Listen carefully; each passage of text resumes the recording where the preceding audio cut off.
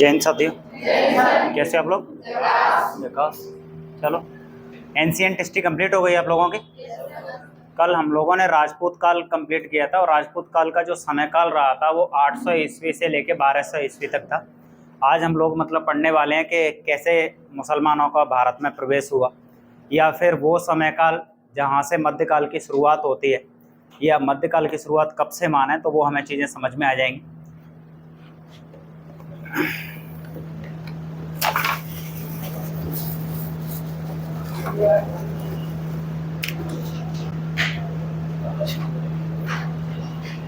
मध्यकाल की शुरुआत हम चाहें तो 712 ईस्वी से मान सकते हैं, या फिर हम 1206 से भी मध्यकाल की शुरुआत मान सकते हैं। 1206 से लेके 1600 तक भी मान सकते हैं, 1707 तक भी मान सकते हैं, 1857 तक भी मान सकते हैं। तो ये जो तिथियां मैं बता रहा हूँ वो तिथियां क्यों मायने रखती हैं? मैंने एक तो बोला कि 1206 से लेके 1600 तक मान सकते हैं, 1206 से लेके 1707 तक मान सकते हैं, 1206 से लेके 1857 तक मान सकते हैं। इन तिथियों का क्या महत्व है वो देखो ध्यान से। और मैंने एक समय बोला था तुमसे 712 से लेके और 1600, 1707 या फिर 1857 तक, इनमें से कोई भी समय काल मान सकते हैं। क्यों ऐसा बोल रहा हूं? 712 में पहली बार भारत में मुसलमानों का आक्रमण हुआ, जिसे हम बोल रहे हैं कि प्रथम सफल मुस्लिम आक्रमणकारी के रूप में जिसे जाना जाता है, उसका नाम है मोहम्मद बिन कासिम। कौन? मोहम्मद बिन कासिम पहला व्यक्ति था जिसने भारत में सफल आक्रमण किया था। तो 1707 से बोल सकते हो। लेकिन अगर हम बोलें कि भारत में एक शासन, या फिर दिल्ली पे शासन, या फिर हम ये बोलें कि भारत में एक मुस्लिम सत्ता स्थापित करने का जो काम है वो काम किया था कुतुबुद्दीन ऐबक ने 1206 में। तो 1206 से लेके 1600 तक क्यों मान सकते हैं? क्योंकि 1600 ईस्वी में ईस्ट इंडिया कंपनी का आगमन हुआ था भारत में, ये वाला समय काल मान सकते हैं। या फिर 1206 से लेके 1707 तक ये समय काल मान सकते हैं। 1707 में क्यों बोल रहा हूं? क्योंकि 1707 में औरंगजेब की मृत्यु हो गई थी, और औरंगजेब की मृत्यु का मतलब था कि मुगल काल का वो शासक जिसे हम मुगल काल का अंतिम शक्तिशाली शासक बोल रहे हैं, उसके बाद मुगल काल में जितने भी शासक हुए उन शासकों से सत्ता नहीं संभालेगी, और धीरे धीरे करके मुगल काल है उसका पतन होने लग गया था, मुगल साम्राज्य का पतन हुआ। और 1857 इस वजह से बोल रहे हैं क्योंकि यहाँ पे जो अंतिम मुगल शासक था बहादुर शाह जफर द्वितीय, बहादुर शाह जफर द्वितीय को दिल्ली लाल किले से बंदी बना के और रंगून भेज दिया गया था। तो वो वाला समय काल है, इस वजह से ये तिथियां अगर आप लोग चाहें तो याद रख सकते हैं। हम लोग देखते हैं कि क्या है मामला मुसलमान आक्रमणकारियों का। सबसे पहले देखो, भारत पे अरबों का आक्रमण। भारत पर किसका आक्रमण? अरबों का आक्रमण। तो भारत पे अरबों के आक्रमण की जो जानकारी है वो हमें ये लेखक हैं अली अहमद, इनका एक रचना है चचनामा, इससे हमें अरबी आक्रमण के बारे में जानकारी मिलती है। ये हमें याद रख लेना है। अली अहमद की जो रचना है उसका नाम क्या है? चचनामा। तो चचनामा से हमें अरब आक्रमण के बारे में जानकारी मिलती है। और भारत पर अरबों का जो आक्रमण है, प्रथम सफल आक्रमण जिसको हम बोल रहे हैं, इसका नाम है मोहम्मद बिन कासिम। इसने 712 ईस्वी में आक्रमण किया था, और इसने सिंध पे आक्रमण किया था। और उस समय पे सिंध का शासक था दाहिर। कौन था? दाहिर। और दाहिर को इसने पराजित कर दिया था। तो हमें इसमें से कितने पॉइंट याद रखने हैं? 2-3 पॉइंट जो हमें याद रखने हैं। सिंध पे आक्रमण किया था, इसके बारे में जानकारी कहां से मिल रही है? चचनामा से। चचनामा के लेखक कौन है? अली अहमद। सबसे पहले आक्रमण किसने किया था? मोहम्मद बिन कासिम ने। कब किया था? 712 में किया था। और उस समय पे सिंध का शासक कौन था? दाहिर था। अब सिंपल सी बात तुम्हें याद रखनी है, ये 712 ईस्वी का समय है, लेकिन इससे बहुत पहले का मामला नहीं है कि इस्लाम धर्म बहुत पहले का बना हो। इस्लाम धर्म की स्थापना हुई थी 610 ईस्वी में। कब हुई थी? 610 ईस्वी में इस्लाम धर्म की स्थापना हुई थी। और इस्लाम धर्म की स्थापना करने वाले जो व्यक्ति हैं उनका नाम है मोहम्मद पैगंबर। कौन? मोहम्मद पैगंबर। नाम सुन रखा होगा आप लोगों ने, अच्छे से सुना हुआ है नाम या नहीं सुना है? किसकी बात कर रहा हूं मैं? मोहम्मद पैगंबर की, जो इस्लाम धर्म के संस्थापक हैं। मोहम्मद पैगंबर का जन्म हुआ था 570 में। कब हुआ था? 570 ईस्वी में इनका जन्म होता है। और 610 ईस्वी में इन्होंने जिस धर्म की स्थापना की उस धर्म का नाम है इस्लाम धर्म। कौन सा धर्म? इस्लाम धर्म की स्थापना की इन्होंने। और इस धर्म के बढ़ाने के लिए, इस धर्म का प्रसार करने के लिए, प्रचार करने के लिए बीड़ा उठाया इन लोगों ने। और 712 ईस्वी में पहली बार मोहम्मद बिन कासिम ने कहां पे अटैक कर दिया था? भारत में। और भारत के कौन सा राज्य क्षेत्र है? सिंध राज्य क्षेत्र। और सिंध राज्य क्षेत्र का जो शासक था उस समय का नाम क्या है इसका? दाहिर इसका नाम है। क्या नाम है? दाहिर। तो दाहिर को इसने पराजित किया, इस वजह से इसको क्या बोला जा रहा है? प्रथम मुस्लिम सफल आक्रमणकारी। कोई दिक्कत तो नहीं है? ये चीजें एकदम क्लियर हो गई हैं आप लोगों के? यहां से यहां तक किसी को कोई दिक्कत? थोड़ा सा बैकग्राउंड में चलते हैं जिससे चीजें समझ में आ जाएगी। 5 मिनट में एक स्टोरी में सुना रहा हूं, ठीक है? एक धर्म हुआ करता था सामी धर्म, और सामी धर्म में से 3 शाखाएं निकली। एक को बोला जाता है यहूदी, एक को बोला जाता है ईसाई, और एक को बोला जाता है इस्लाम। मतलब ये तीनों भाई भाई हैं, ये समझो तुम तो। इस्लाम, यहूदी और ईसाई, ये तीनों भाई भाई हैं। इनमें से यहूदी जो लोग हैं, यहूदियों ने बोला कि हम तो श्रेष्ठ हैं और हम अपने धर्म में किसी को नहीं मिलाएंगे। मतलब इस्लाम, यहूदी और ईसाई, ये तीनों धर्म हैं। आपने ईसाई धर्म का भी नाम सुन रखा होगा, यहूदियों का भी सुन रखा होगा और इस्लाम का भी सुन रखा है। इसमें से यहूदी जो लोग हैं उन्होंने बोल दिया कि हम तो श्रेष्ठ हैं और हम अपने धर्म में किसी अन्य को शामिल नहीं करेंगे। ईसाइयों ने बोला कि हम तो अपने धर्म का प्रसार करेंगे। तो उन्होंने अपने धर्म का प्रसार करने के लिए 2 हथकंडे अपनाए। उनमें से एक तो यूज किया दिमाग का और दूसरा ताकत का। मतलब एक तो तलवार के बल पे मतलब तुम लोग अपने धर्म का प्रसार कर सकते हो, प्रचार कर सकते हो, और दूसरी कंडीशन है कि मतलब दिमाग के बल पे किया जाए। तो ईसाइयों का मतलब मामला एक तरीके से ऐसा था कि उन्होंने दिमाग का यूज किया।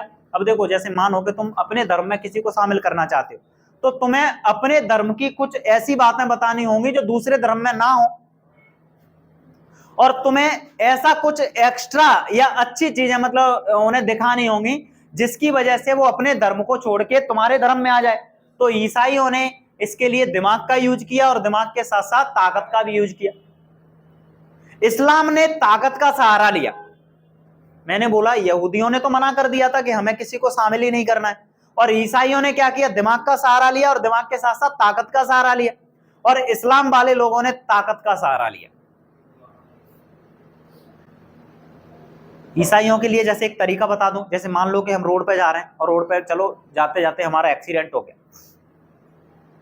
अब जैसे ही एक्सीडेंट हुआ तो हमारा मतलब ब्लड निकल रहा है, सिर फट गया बुरी तरीके से। तो वहां पे मतलब जैसे मैं वैसे ही बोल रहा हूँ, ऐसी कोई ये नहीं है कि कोई कहानी है, ये मैं वैसे ही मतलब समझाने के लिए बोल रहा हूँ। तो वहां पे हिंदू धर्म के कुछ लोग आए और उन्होंने मतलब अपनी झाड़ फूंक करना शुरू किया। मतलब कोई नीम का पत्ता तोड़ तोड़ के ऐसे कर रहा है, और मैं बेहोश डला हुआ हूं, मेरा ब्लड निकल रहा हुआ है। तो झाड़ फूंक करते रहे लेकिन मतलब ब्लड नहीं रुका। थोड़ी देर बाद वहां पे कुछ इस्लाम वाले लोग आ गए, उन्होंने मतलब क्या बोलते हैं, चादर चढ़ाना शुरू कर दिया, ये कर दिया, वो कर दिया, मतलब अपनी तरफ से हरकतें करना शुरू किया। लेकिन उससे भी कोई इंपैक्ट नहीं पड़ा। कुछ बौद्ध आए, कुछ जैन आए, कुछ मतलब यहूदी आ गए, कुछ और भी आ गए, मतलब कोई इंपैक्ट नहीं पड़ा। लेकिन उसके बाद एक पादरी आता है, ईसाइयों में मतलब पुजारी बोला जाता है, जैसे हिंदुओं में पुजारी होते हैं वैसे ईसाइयों में उनको क्या बोला जाता है? पादरी। और उसने देखा कि भीड़ लगी हुई है, तो भीड़ लगी तो मतलब वहां पे आके खड़ा हो गया, क्या हुआ भैया? तो बोला कि एक लड़के का एक्सीडेंट हो गया है और बेहोश डला हुआ है। तो बोला कि तुम लोग क्या कर रहे हो? तब से बोला कुछ नहीं, इन्होंने पुजारियों ने भी अपना काम कर लिया, इधर मौलवी हैं उन्होंने अभी अपना काम कर लिया, सारे धर्म वाले लोग हैं उन्होंने अपना अपना काम कर लिया है, लेकिन होश नहीं आया है इसको। उसके बाद पादरी ने बोला कि देखो मेरी बात सुनो ध्यान से, इसको मैं ठीक तो कर सकता हूं लेकिन तुम्हें मेरी बात माननी होगी। ऐसी कंडीशन में लोग बात मानेंगे या नहीं मानेंगे? लोगों ने बोला कि मतलब बताओ, तुम तो सही करो, कैसे भी करके तुम जो बोलोगे हम तो मतलब मान लेंगे बात। उन्होंने बोला कि तुम्हें 5 मिनट के लिए आंखें बंद करनी होंगी, और आंखें बंद करके अगर किसी ने चालाकी दिखाई तो ये लड़का खत्म हो जाएगा। अब मुझे बताओ ऐसी कंडीशन में कोई चालाकी दिखाएगा? नहीं दिखाएगा। तुम लोग क्या चालाकी दिखाओगे? तुम तो जादू वालों से डरते हो जो रोड पे पटरियों पे करते हैं उनसे। लोगों ने बोला भैया लड़का मर जाएगा, क्यों चालाकी दिखाएंगे? बिल्कुल तुम बोलो 5 मिनट बोल रहे हो, हम 10 मिनट तक आंख नहीं खोलेंगे, तुमको सुबह तक नहीं खोले, सो जाए।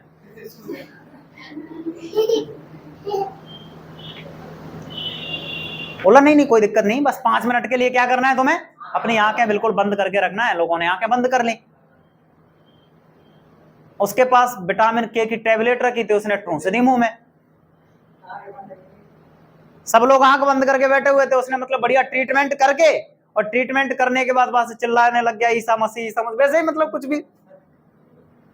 5 मिनट बाद मतलब थोड़ी सी उसने आंखें ऐसे की, ऐसे करके जैसे ही आंखें मतलब उसकी हिलने लगी, उसके बाद उसने बोला कि सब लोग आंखें खोल सकते हो, और बच्चे को होश आ गया है।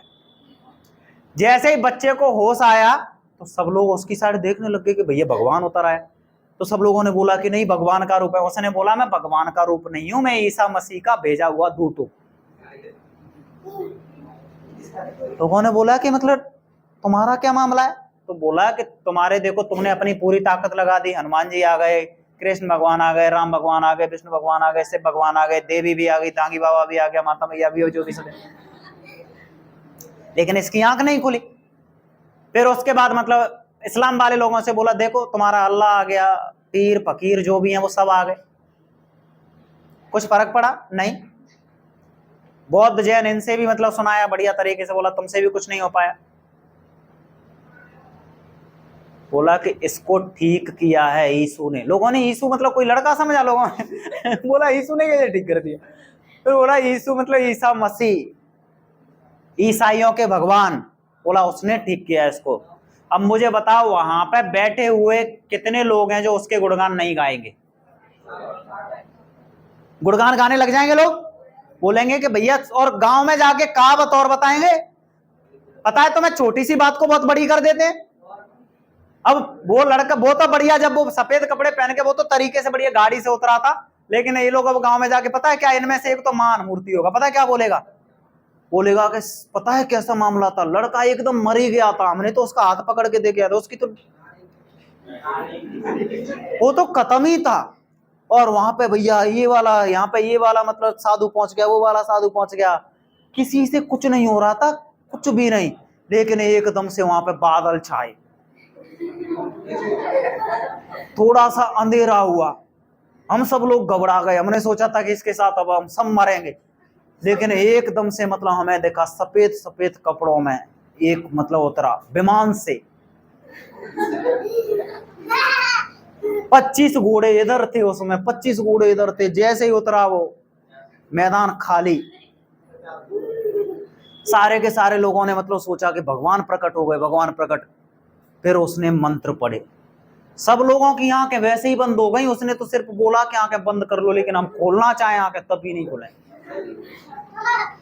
लेकिन जैसे ही अचानक से उसने बोला कि अब सब आंख खोल लो, उसने आशीर्वाद दिया लड़के को ऐसे करके, और लड़का खड़ा हो गया डायरेक्ट उसके पैरों में, और बोला सीधा सीधा कि मुझे यीशु ने बचाया है। अब गांव में जो लोग इस कहानी को सुनेंगे, 100 में से 10 लोग तो अट्रैक्ट होंगे 100 में से 90 मान लो कि मतलब उसको साइड कर देंगे, बोले चल ठीक है हम हनुमान जी के भक्त हैं, मतलब मान लो। किसी ने बोला नहीं हम गौतम बुद्ध को मानने वाले लोग हैं, किसी ने बोला, लेकिन 10% तो लोग उनकी तरफ अट्रैक्ट हो गए। तो ये मामला किसका था? किसका मामला था? ये ईसाइयों का फंडा था। ईसाई धर्म का प्रसार ऐसे ही हुआ। देखा कोई आदमी है, मतलब गरीब आदमी है, उसके पास कपड़े नहीं है, तो बोला अरे तुम बिना कपड़ों के फिर लो, कपड़े हम दे रहे। लोग बोलेंगे तुम्हारे, फिर उनको जैसे ही कपड़े दिए उसके बाद वो उससे बात करने लग जाएगा। उसके बाद बोला जाएगा कौन से धर्म में हो तुम? हिंदू धर्म में। यार हिंदू धर्म में तो क्या है, भेदभाव बहुत है, हिंदू धर्म में तो ये है वो है। उसके बाद वो इंसान मतलब चेंज हो जाएगा, मतलब दिमाग का यूज है। अब देखो इस्लाम का, एक हाथ में तलवार, दूसरे में कुरान। किसी राज्य क्षेत्र पर अटैक किया, राजा को पराजित किया। जैसे ही राजा को पराजित किया तो वहां पे पंडित जी आ गए, और पंडित जी ने बोला अरे तुम तो क्षत्रिय हो। उसने बोला पंडित जी इधर आना। जैसे ही पंडित जी आए, बस पंडित जी को मतलब ऐसे आए थे पास में, तब तक पंडित जी को पता ही नहीं चला, 3-4 चक्कर खा गए। बोला ऐसा हुआ क्या? उसने मार दिया था कस के। फिर पंडित जी 3-4 चक्कर घूम गए, उन्हें ऐसा लगा जैसे ब्रह्मांड घूम गया है। फिर मतलब पंडित जी सीधे आके खड़े हुए, तब पंडित जी से बोला कि पंडित जी मैं क्षत्रिय नहीं हूं, तो मैं एक्सेप्ट करो तलवार या कुरान। पंडित जी ने बोला मैं मर जाऊंगा, लेकिन कुरान एक्सेप्ट नहीं करूंगा। उसने बोला ले मर जा, ऐसे घुसेड़ के। नहीं आया समझ में? पेट में घुसेड़ी तलवार, उसके बाद ऐसे करके 2 बार ऐसे करके अंतड़ियां बाहर निकाल ली उसके। जैसे ही एक की बाहर निकाली, 4 पंडित जी दूर खड़े होंगे, वो मतलब तलवार के आसपास जाएंगे, डायरेक्ट कुरान पे गिर जाएंगे सीधे आगे हैं। उनमें से एक आप तो ऐसा बोलेगा आपके मतलब क्या बोलते हैं, जो उसके पास कपड़े होंगे उनकी टोपी बना के पहन के आओगे, मैं तो जन्मजात मुसलमान हूं, वो तो जबरदस्ती पंडित बना रखा है। और बाकी बचे हुए लोग या तो उनसे लड़ेंगे, और जो लोग हिंदू धर्म में शोषित थे, जिन्हें ये वाला मामला था कि हमारे साथ असमानता हो रही है, उनको मुसलमानों ने बोला कि हमारे धर्म में कोई भी ऊंचा नीचा नहीं होता, सब बराबर होते हैं। तो जो दलित लोग थे, दलित लोगों ने स्वेच्छा से इस्लाम धर्म को अपना लिया। कुछ माइंड में आया कि नहीं आया? इस्लाम धर्म का प्रसार भारत में कैसे हुआ, कुछ समझ में आ रहा है तुम्हें? मतलब कुछ लोगों को ताकत से और कुछ लोग स्वेच्छा से, और इस्लाम धर्म का लगातार प्रसार होता चला गया। तो पहले लोग कौन है इस्लाम के, जो मतलब भारत पर आक्रमण करने आए थे? अरबी लोग। और अरबी लोगों में मोहम्मद बिन कासिम, मोहम्मद बिन कासिम ने 712 में किया था, सिंध को जीता था। उस समय पर राजा कौन था? दाहिर था। बात खत्म। यहां से यहां तक कोई दिक्कत तो नहीं है, रटना। चलो, भारत पर तुर्क आक्रमण। भारत पर तुर्क आक्रमण को देखेंगे तो यहाँ पे एक व्यक्ति का नाम लिखा हुआ महमूद गजनबी। क्या लिखा हुआ है? महमूद गजनबी। तो एक वंश है गजनी वंश। कौन सा वंश? गजनी वंश। तो गजनी वंश, इसको यामिनी मतलब वंश भी बोला जाता है, इसी गजनी वंश को। और ये जो गजनी वंश है ना, गजनी वंश के जो संस्थापक हैं उनका नाम है अलप्तगीन। क्या? अलप्तगीन। अलप्तगीन ने इस वंश की स्थापना की। और अलप्तगीन का जो मामला है ना,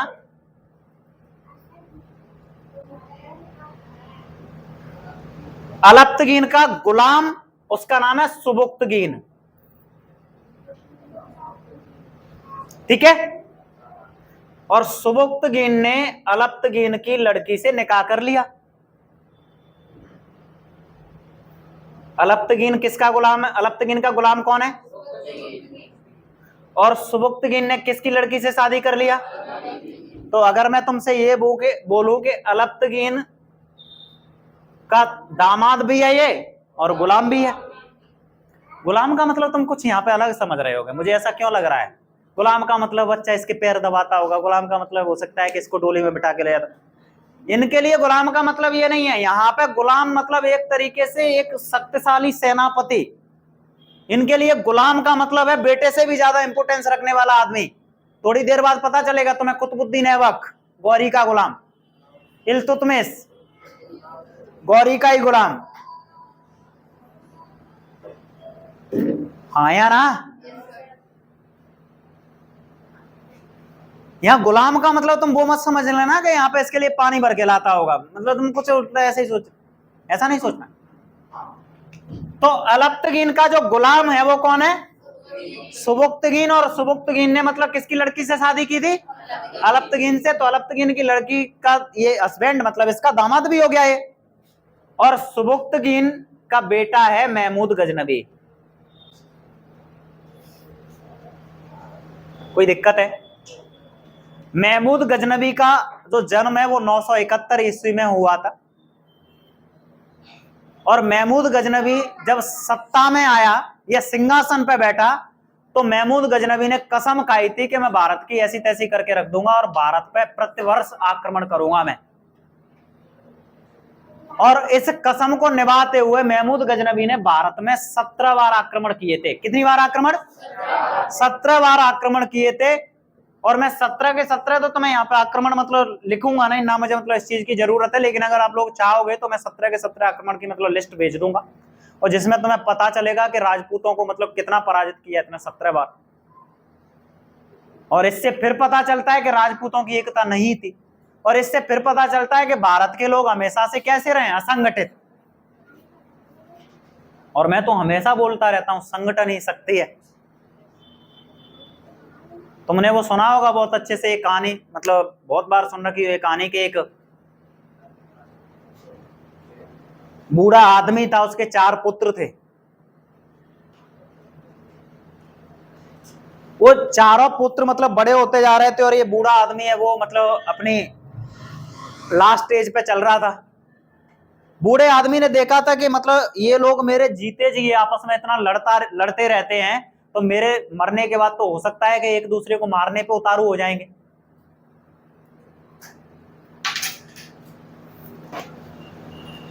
उन्होंने एक काम किया और उन चारों लड़कों को अपने पास बुलाया और पास बुलाने के बाद बोला कि बेटा तुम लोग मतलब मेरा एक काम कर दोगे?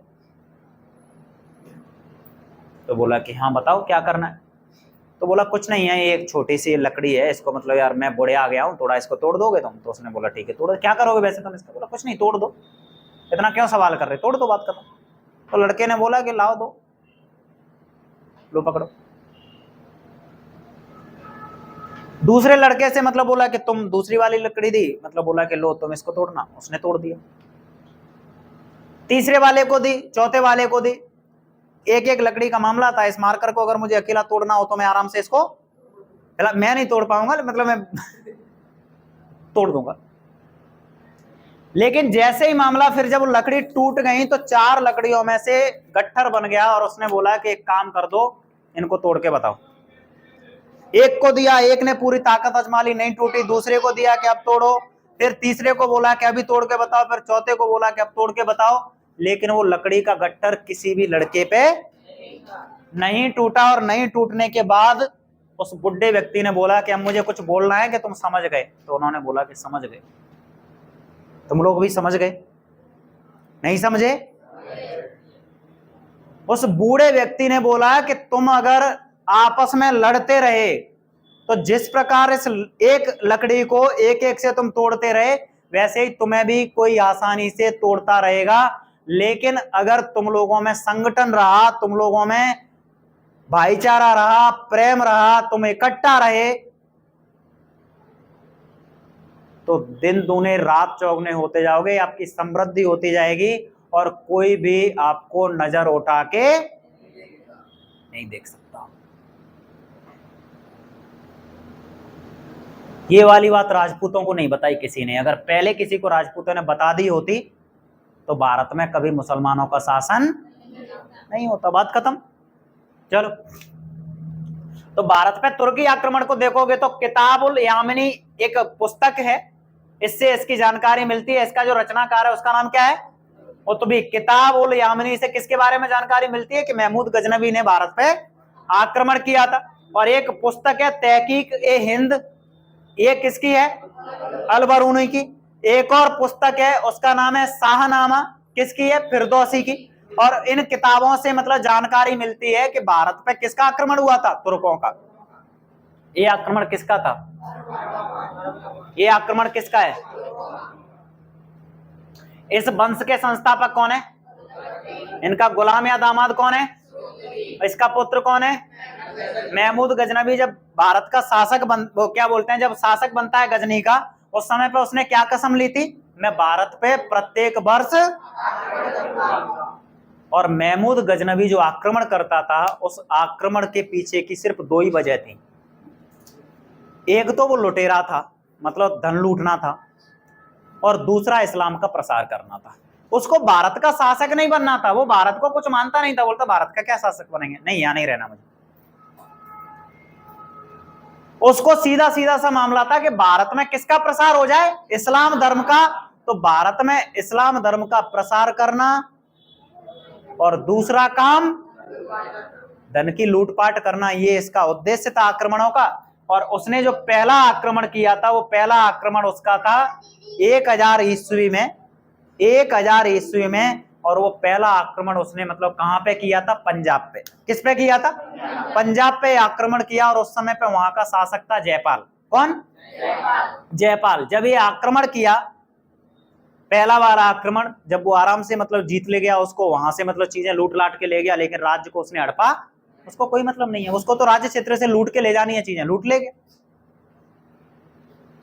फिर 1001 ईस्वी में फिर से आक्रमण कर दिया उसने मुल्तान उल्तान वाले एरिया पे, वही जयपाल के ऊपर, और आक्रमण करता रहा वो। यहाँ पे मतलब ये लिखा हुआ है 1014 में थानेश्वर पे मतलब आक्रमण कर दिया उसने।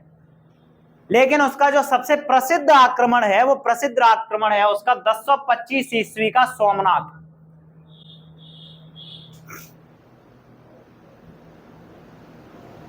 कोई दिक्कत तो नहीं है किसी को, कोई भी प्रॉब्लम नहीं? महमूद गजनबी का सबसे प्रसिद्ध आक्रमण है 1025 ईस्वी में। उसने किस पे आक्रमण किया था? सोमनाथ मंदिर पे आक्रमण किया था। सोमनाथ मंदिर गुजरात में है, भोले बाबा का ये मंदिर है। और इस मंदिर पे जब उसने आक्रमण किया तो ये इतना भयानक आक्रमण था, यहां से उसने इतना सोना लूटा था कि इस सोने को वो 70 ऊंटों पे लाद के ले गया था। नहीं आया समझ में? इस मंदिर में कितना सोना था? इसको महमूद गजनबी कितने मतलब ऊंटों पे लाद के ले गया था? 70 ऊंटों पे लाद के ले गया था। और इस बात से इसका अंदाजा मत करो, अंदाजा इस बात से करो कि जब उसने आक्रमण किया सोमनाथ मंदिर पे तो वहां पे लोग उसको बचाने आए थे और 50,000 लोगों का कत्ल किया उसने इस मंदिर पे। कितने लोगों का? अगर एक आदमी मर जाता है तो चिल्लाहट मच जाती है गांव में, नहीं? 50,000 लोगों का कत्ल किया इसने इस मंदिर पे। जब ये 70 ऊंटों पर रख के मतलब सोने को लेके जा रहा था तो रास्ते में जाट मिल गए। जाटों ने बोला कि बढ़िया है, कहां ले जा रहा है? कहां ले जा रहा है? मार खाओगे कि हटोगे? बोला मार खाओगे कि दे जा बीच में हिस्सा कर ले। जाटों ने मतलब इस पे से आधा अधूरा सोना छीन लिया। इसने बोला कि अभी तो मेरे पास मतलब रख वो है, रख मैं थैला धर के आ रहा हूं घर। जब तो इतना सा भंडारा भरा हुआ तो बोला कि इनको मतलब छोड़ के आ रहा हूं, मैं लौट के देखता हूं। तो घर पे गया और मतलब क्या बोलते हैं इसको, गजनी जाके और वहां पे सोना चांदी रख के और फिर से वापस आया। और ये लौटा 1027 में। कब लौटा? 1027 में। और सिंध के जाटों की फिर इसने धुनाई कर दी कस के। नहीं आया समझ में?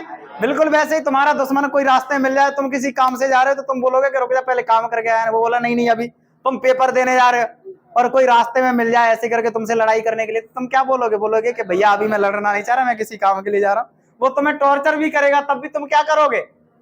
बोले इग्नोर करोगे, यार रुक जा, बिना फालतू टाइम बर्बाद मत कर, और लौट के देखूंगा। और उसी समय पे तुम्हारा पेपर हो जाए खराब। समझ में आ रहा है? तुम पेपर देने जा रहे तो उसने रास्ते में तुम्हें डिस्टर्ब किया, तुम पेपर देने गए और तुम्हारा पेपर हो गया खराब। हो सकता है कि 4,000 रुपए में उधर से खरीद लाओगे। समझ में आ रहा है? और गलती से वो मिल जाए तुम्हें रास्ते में, उधर से पेपर दे के लौट के आए तब। तो 1027 ईस्वी में महमूद गजनबी फिर से आया भारत और उसने जाटों की धुनाई कर दी। और उसके बाद यहां से वो अंतिम भारतीय आक्रमण था उसका। और 1030 ईस्वी में उसकी मृत्यु हो जाती है, बीमार हो गया था। तुम्हें एक चीज समझ में आ रही है?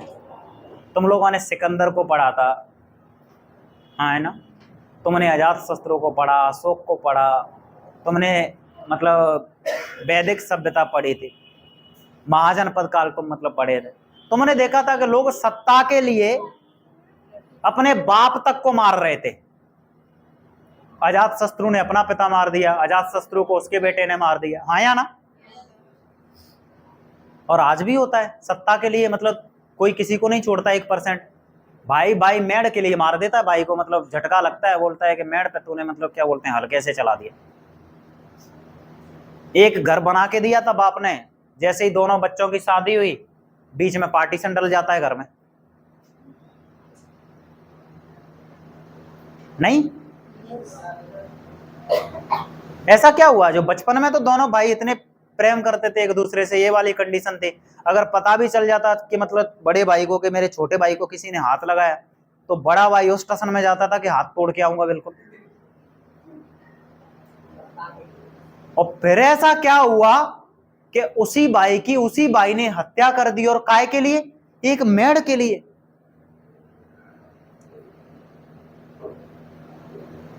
बहुत बुरी चीज है सत्ता, बहुत बुरी चीज है ये। भाई को भाई से अलग कर देती है, बेटे को बाप से अलग कर देती है, किसी को भी नहीं छोड़ती। महमूद गजनवी ने इतना सब लूटा, इतना सब किया, क्या महमूद गजनवी ले गया अपने साथ में कुछ? सिकंदर ले गया अपने साथ में कुछ? अब इसका मतलब ये नहीं है कि तुम्हारा मोह भंग हो जाए और तुरंत अब सन्यासी हो जाओ और ऐसे बोलो कि कुछ जाना ही नहीं है तो क्या करेंगे पढ़ लिख के। भीख मांगने जाओगे तो कोई रोटी भी नहीं देंगे तुम्हें फिर। मैंने बोला जीवन यापन के लिए जो चीजें जरूरी हैं उतना जरूर करो, लेकिन तुम्हारी वजह से कोई आत्महत्या करे, तुम्हारी वजह से कोई घर घर का फिर जाए, ऐसे काम मत करो। कोई जरूरत नहीं है ऐसी सत्ता की। तुम्हें टाइम टू टाइम खाना मिल रहा है, अच्छे से जिंदगी गुजर रही है, इज्जत की जिंदगी निकल रही है, कोई दिक्कत ही नहीं है। क्या ऐसी जरूरत पड़ रही है कि जिसके लिए 2 बीघा जमीन के लिए मतलब बोलो कि नहीं अब कुछ नहीं है, वो तो काटामारी होगी सीधा। और उसको वो और बोलते हैं नहीं ये बात 2 बीघा की नहीं है, बात मेढ़ की नहीं है, बात इज्जत की है। बचा भैया इज्जत बचा। तू क्या पता मेढ़ में इज्जत घुसी हो तेरी, बचा। तुम लोगों से बोल रहा हूं, तुम्हारे भी घर परिवारों में ये चीजें मतलब होती रहती होंगी। कभी कोई बोलता होगा कि मतलब तुम्हारे घर वाले तुमसे बोलते हैं वो हमारी मेढ़ उसने खोद ली, तो तुम कुछ क्या रिस्पॉन्स मत किया करो। मतलब अगर तुम रिस्पॉन्स करोगे ना तो तुम्हारे घर वाले और प्रोवोक करेंगे तुम्हें। इससे क्या किया करो तुम, मतलब साइलेंट हो जाए। बोल क्यों नहीं रहा है? खून नहीं है तेरे अंदर, पानी भरा है क्या? तो ऐसे बोला नहीं नहीं खून है लेकिन उसमें क्या है मतलब 55% प्लाज्मा।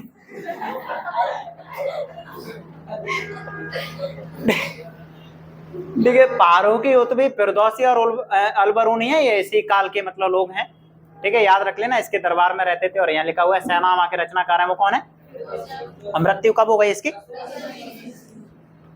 यहां से लेके यहां तक किसी भी बच्चे को कोई प्रॉब्लम है? रट तो नहीं रहे ना? क्लास का काम क्लास में, घर पे जाके पढ़ाई लिखाई नहीं करनी होती है। घर वालों को ऐसा एहसास होना चाहिए कि बच्चा घर पे पढ़ाई नहीं करता मतलब आवारा है। और सबसे बड़ी बात, घर वाले होते फिर भी मतलब आवारा मतलब तुम गलत सेंस में मतलब है ना, मतलब आवारा मतलब वो तुम्हें ये बोले कि मास्टर कुछ काम वाम नहीं देता क्या तुम्हें, पढ़ाई लिखाई क्यों नहीं करते? तो उनसे बोला करो देते ही नहीं कुछ काम। लेकिन जब एग्जाम निकले तो जाके सबसे पहले जो बोले ना तू तो बिल्कुल पढ़ता नहीं, तेरा कुछ नहीं हो सकता, उसी को जाके मतलब थमावा हाथ में क्या रिजल्ट और साथ में लड्डू लिखा। और जैसे ही वो हाथ में पकड़े तभी बोले नहीं दे रहा, तुझे नहीं दे रहा, तूने तो मना किया तो तेरा कुछ नहीं हो सकता। मोहम्मद गौरी, कौन? मोहम्मद गौरी, ये भी तुर्की है। भारत में तुर्क साम्राज्य की स्थापना की इसने। क्यों इसको बोला जा रहा है भारत में तुर्क साम्राज्य की स्थापना? तुर्की तो ये भी है, फिर इसको क्यों बोला जा रहा है? मैंने तुमसे बोला तो ये तो लुटेरा था, इसने भारत में शासन करने की कोई इच्छा जताई थी? इसका तो सीधा वाला मामला था, आया लूटा और गया, लेकिन इसकी इच्छा थी। मोहम्मद गौरी के बारे में तो मैं बता दूं, मोहम्मद गौरी के बाप दादा परदादा कोई राजा रजवाड़े नहीं थे। मोहम्मद गौरी ने खुद अपने दम पे मतलब एक गौर प्रदेश था वहां पे शासन स्थापित किया था, और गौर प्रदेश ये गजनी के पास में ही था। ठीक है, इसने मतलब वहां पे सत्ता स्थापित की थी अपनी। ये समय है उसका कौन सा? 1173 का। और 1173 में इसने यहाँ पे सत्ता स्थापित की, और उसके बाद 1175 में उसने मुल्तान पे आक्रमण कर दिया, भारत में मुल्तान को जीत लिया। उसके बाद 1178 में उसका मन नहीं माना तो उसने गुजरात पे आक्रमण कर दिया। मैं थोड़ा सा वापस चलता हूं जिससे तुम्हें दिक्कत नहीं हो। 1178 में जब मोहम्मद गौरी ने आक्रमण किया था, उस समय पे गुजरात का शासक था भीम द्वितीय, और सोमनाथ पे जब महमूद गजनवी ने आक्रमण किया था तब वहां का शासक था भीम प्रथम। ये दोनों बात याद रखोगे। महमूद गजनवी ने जब गुजरात पे सोमनाथ मंदिर पर आक्रमण किया तब राजा कौन था? और गौरी ने आक्रमण किया तब महमूद गजनवी ने भीम प्रथम को धुंधिया था, और भीम द्वितीय ने बोला था कि बेटा अब कोई आ जाए तेरी नस्ल का मैं मन बना दूंगा एकदम। नहीं आया समझ में? गौरी पहुंच गया 78 में, गौरी पहुंचा था उसने आड़े हाथ लिया और ऐसा मारा है किसको? गौरी को। गौरी को 1178 में किसने धुंधिया? वो सिंगल था, ये डबल है, समझ में आया? वो भीम प्रथम है और भीम द्वितीय, और भीम द्वितीय ने मतलब भीमसेन बन गया ये पूरा उसके ऊपर, बिल्कुल पांडव वाला भीमसेन है ना। और किसकी मार दी कस के? गौरी की। लेकिन गौरी तो मतलब ढीठ है। गौरी के बारे में एक कहानी बताऊंगा मैं, ऐसे ही है वो, मतलब फालतू है लेकिन मतलब बड़ी अच्छी सी है, तुम लोगों को कुछ सीख मिल सकती है उससे। तराइन का पहला युद्ध हुआ 1191 में। ये पृथ्वीराज चौहान और मोहम्मद गौरी के बीच में हुआ। तराइन हरियाणा में एक जगह पड़ती। पृथ्वीराज चौहान उस समय पे दिल्ली का शासक था। पृथ्वीराज चौहान का नाम सुन रखा होगा सब लोगों ने। पृथ्वीराज चौहान और गौरी के बीच में जब ये युद्ध हुआ तो पृथ्वीराज चौहान ने गौरी को हरा दिया। पृथ्वीराज चौहान ने किसको हरा दिया? गौरी हार गया। लेकिन गौरी मतलब चालाक आदमी, प्रैक्टिकल आदमी, गौरी को हारने से कोई दिक्कत ही नहीं है। वो तो बोलता रहता है, बोलता है ना हार में ना जीत में किंचित नहीं में से। उसका मामला ऐसा है कि सब कुछ कमाया ही तो है, क्या दिक्कत है, क्या चला जाएगा। और जाके मतलब क्या बोलते हैं, पृथ्वीराज चौहान के पैर पकड़ लिए, बोला मैं हार मान रहा हूं। पृथ्वीराज चौहान ने बोला चल, पैर पकड़ लिए, जाने दे, हम तो राजपूत हैं। गौरी ने बोला बेटा बढ़िया किया है तूने, छोड़ दिया। गौरी गया। गौरी मतलब क्या बोलते हैं, गौरी सोच रहा था कि यार कुछ दिन पहले गुजरात में मार खा के आए, पृथ्वीराज चौहान ने पैर धुन दिया, वो क्या किया जाए, वापस लौट चलूंगे, फिर एक बार और ट्राई किया जाए। गौरी के बारे में यहाँ पे एक कहानी प्रचलित है, और वो कहानी ये है कि गौरी ने मतलब देखा था, गौरी मतलब बैठा हुआ था अपनी कुटिया में, और वहां पे एक चींटी थी। वो चींटी दीवार पे चढ़ने की कोशिश कर रही थी, और वो चींटी बार बार फिसल जाए, नीचे आके गिर जाए। वो उसको बड़े गौर से देख रहा था। एक बार चढ़ी फिर गिर गई, फिर चढ़ी फिर गिर गई, फिर चढ़ी फिर गिर गई।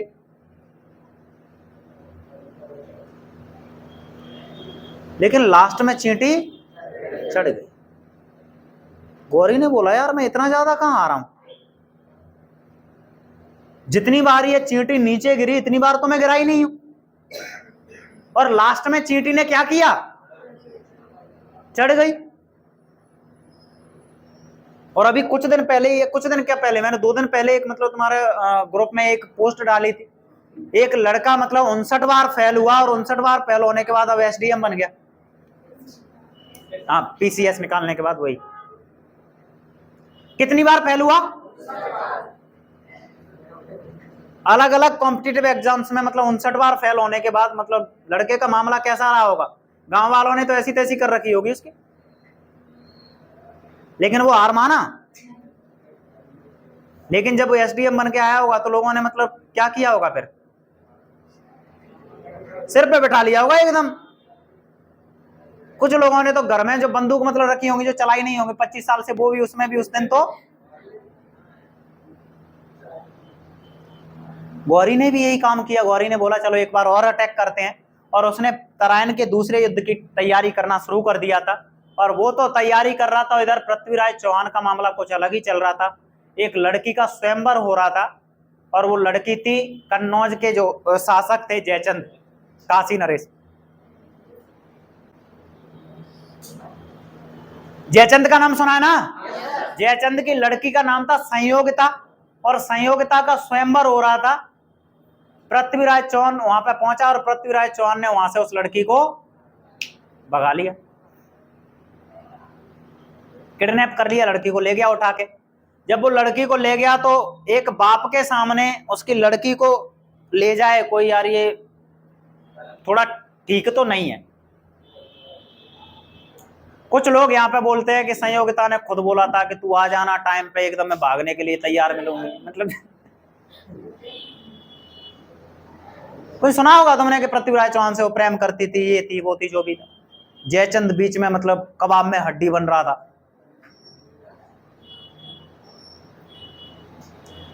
पृथ्वीराज चौहान ने क्या किया, पृथ्वीराज चौहान उसको ले गया, और ले जाने के बाद पृथ्वीराज चौहान का मामला ऐसा था, राजपूत वाला मामला है, टसन।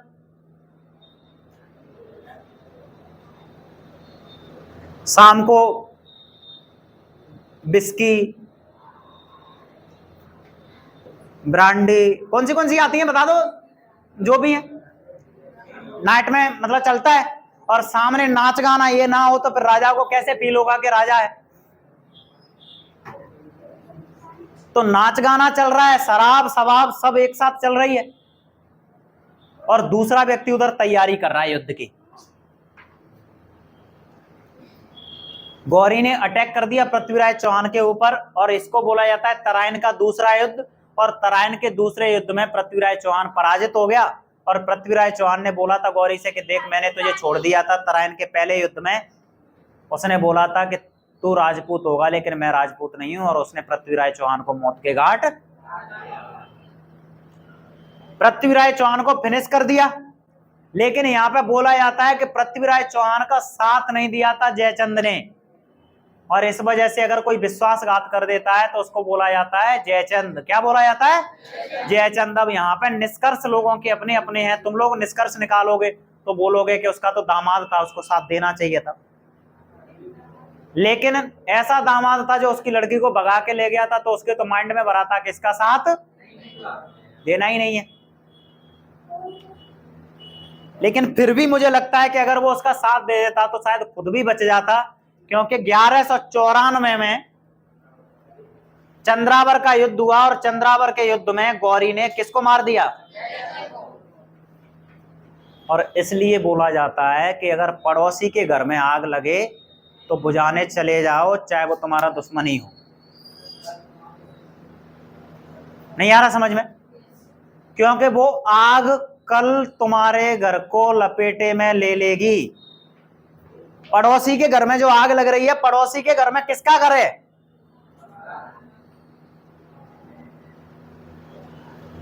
इस कंडीशन में मत रहो कि लगेगी आग तो आएंगे घर कई जद में। आ रहा है समझ? इस कंडीशन में मत रहो, मतलब अगर पड़ोसी के घर में आग लग रही है तो वहां पे बुझाने जाओ, तुमसे जितनी हेल्प हो सकती है उतनी। इसलिए नहीं कि तुम पड़ोसी के हितैषी हो, इसलिए कि तुम्हारा घर भी कल जल जाएगा। आ गया समझ में? तो चंद्रावर के युद्ध में किसको पराजित कर दिया? जयचंद को पराजित किया, और जयचंद की हत्या हो गई। मोहम्मद गौरी का जो गुलाम है उसका नाम है कुतुबुद्दीन ऐबक। कुतुबुद्दीन ऐबक को यहाँ पे छोड़ के चला गया कौन? मोहम्मद गौरी। और मोहम्मद गौरी ने बोला कि यहाँ पे बहुत मैं खेल लिया यार, थोड़ा सा मतलब गौर प्रदेश को देख के आता हूं। गौरी गया, पहले हेलीकॉप्टर तो होते नहीं थे कि बैठ के गया और तुरंत लौट के आया, बस भी नहीं होती थी, घोड़े से जाना होता था, टाइम भी लगेगा, पैदल से आना है उसको भी लेके जा रहा है साथ में, लौटने में समय लगेगा। गौरी गौर प्रदेश पहुंचा, वहां पे फिर इसका मन किया कि एक बार चलो भारत का भ्रमण करके आते हैं। 1215 में ये फिर से लौटा। कब? 1205 में, 15 बोल रहा था क्या तब से? 1205 में ये जैसे ही फिर से लौटा,